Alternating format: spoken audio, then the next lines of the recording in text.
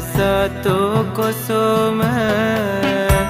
සාදු වඳිමි මාගේ ගෞතම සමිඳ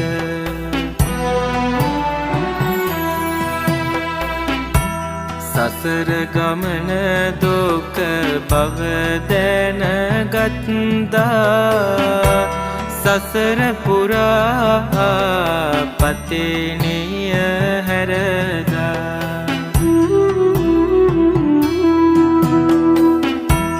අතිර භවයේ සැනසුම් සුව සොයලා